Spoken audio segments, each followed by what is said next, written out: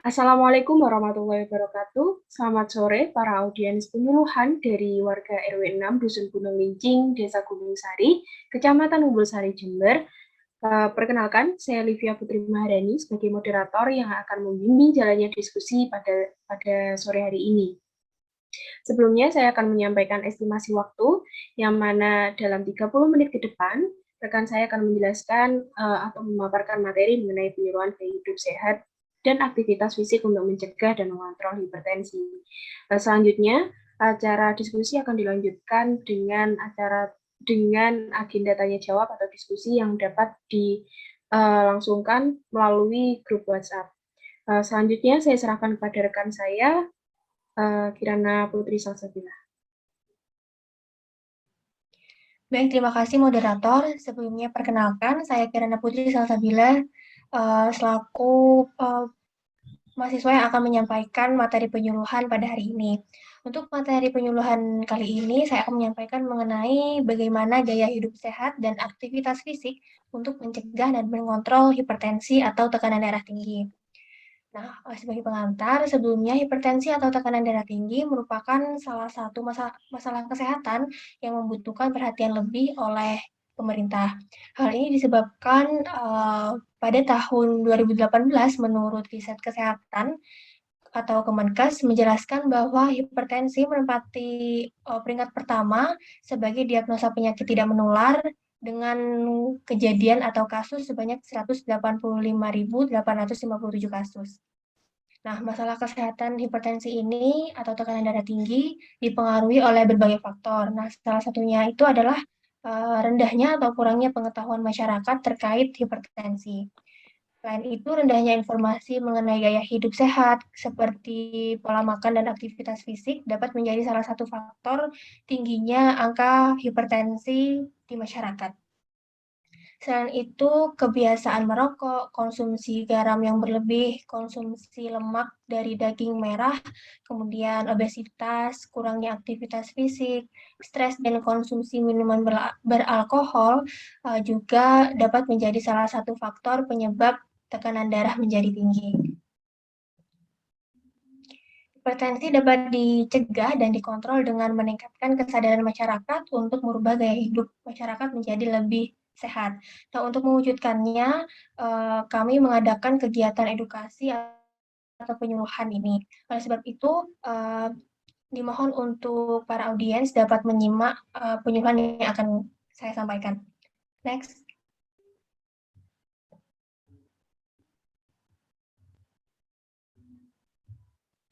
Baik, yang pertama adalah pengertian tekanan darah tinggi atau hipertensi. Hipertensi atau yang biasa dikenal oleh Bapak dan Ibu dengan sebutan tekanan darah tinggi merupakan suatu kondisi di mana tekanan darah sistolik lebih dari 140 mm Hg dan tekanan darah diastolik 90 mm Hg. Nah, untuk klasifikasinya sendiri, tekanan darah tinggi pada seseorang dengan usia di atas 18 tahun dikategorikan normal dengan tekanan darah sistoliknya di bawah 120, kemudian tekanan darah diastoliknya di bawah 80. Seseorang dikatakan prahipertensi ketika tekanan darah sistoliknya 120 hingga 139, kemudian untuk diastoliknya 80 hingga 89. Nah, hipertensi tahap 1 tekanan darah sistoliknya 140 sampai 159, kemudian diastoliknya 90 sampai 99.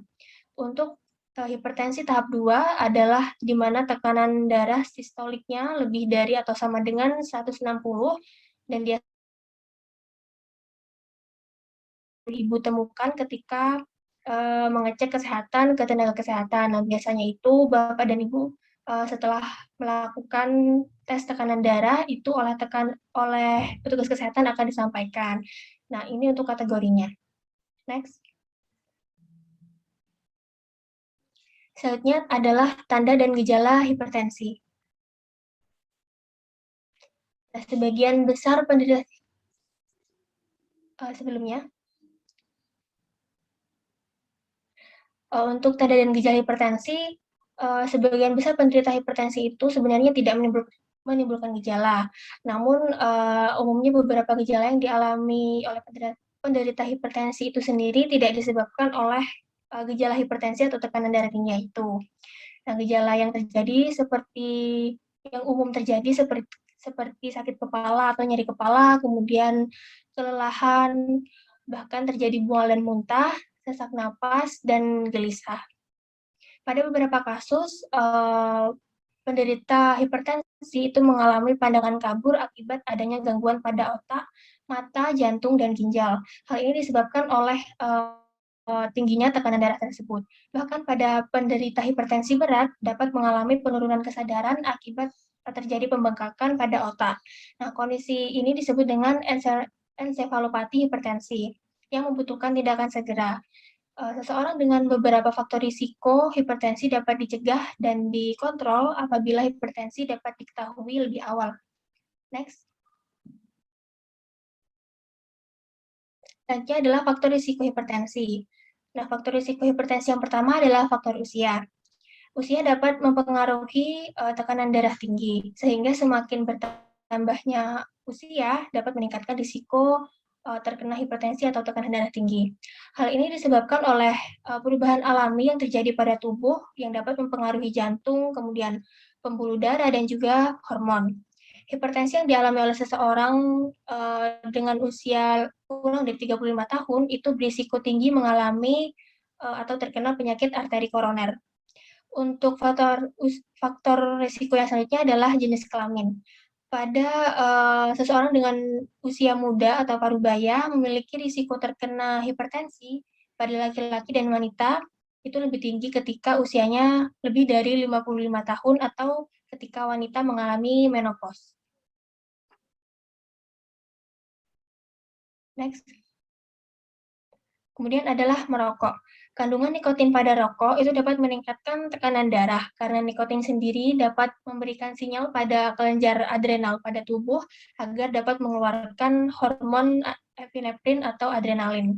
Nah, hormon ini akan mereaksi dan menyebabkan pembuluh darah menyempit sehingga jantung dipaksa bekerja lebih berat karena tekanan darah yang tinggi. Selanjutnya adalah aktivitas fisik. Aktivitas fisik ini dapat mempengaruhi tekanan darah.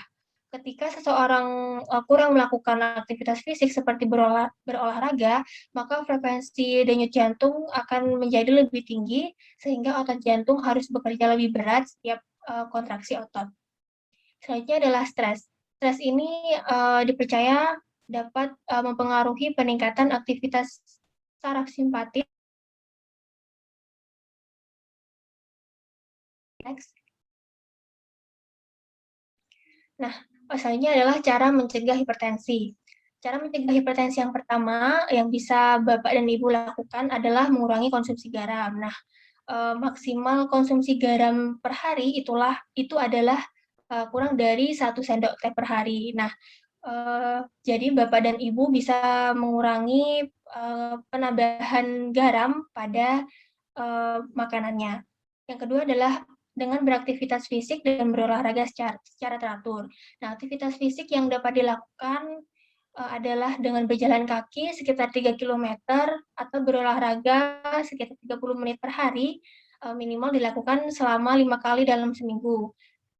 Selanjutnya adalah tidak mengkonsumsi rokok dan menghindari asap rokok. Nah, jadi bagi bapak-bapak yang memiliki kebiasaan merokok mungkin bisa dikurangi mengurangi sedikit demi sedikit, dan juga sebisa mungkin ketika merokok jauh dari jangkauan keluarga. Kemudian yang keempat adalah melakukan diet dengan gizi seimbang seperti mengimbangi konsumsi sayur dan buah-buahan.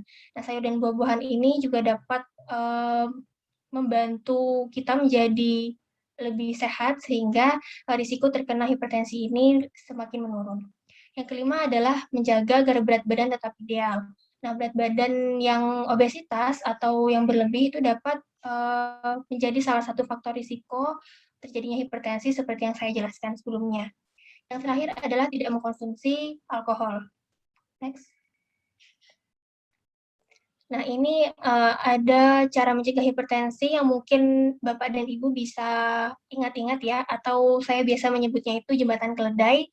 Nah, jadi bisa disingkat dengan CERDIC. C ini adalah cek kesehatan secara berkala. Nah, Bapak dan Ibu biasanya kalau ada posyandu atau puskesmas terdekat itu bisa melakukan cek kesehatan secara berkala minimal 1 bulan sekali terkait cek kesehatan secara menyeluruh dan juga cek tekanan darah. Kemudian enyahkan asap rokok. Seperti yang saya jelaskan sebelumnya, rokok ini dapat meningkatkan tekanan darah sehingga lebih baik untuk dikurangi jika tidak bisa dihentikan dan ketika merokok itu bisa dijauhkan dari jangkauan orang sekitar. Yang ketiga adalah rajin beraktivitas fisik seperti berolahraga, kemudian diet seimbang seperti mencukupi kebutuhan konsumsi sayur dan buah-buahan, kemudian istirahat yang cukup, dan mengelola stres. Nah, ini bisa Ibu dan Bapak ingat-ingat dengan kata-kata cerdik. Next. Nah, sekian pemaparan materi penyuluhan mengenai gaya hidup sehat dan aktivitas fisik untuk mencegah dan mengontrol tekanan darah atau hipertensi. Semoga dapat bermanfaat bagi Bapak dan Ibu dan dapat diterapkan di kehidupan sehari-hari. Mungkin itu saya kembalikan ke moderator.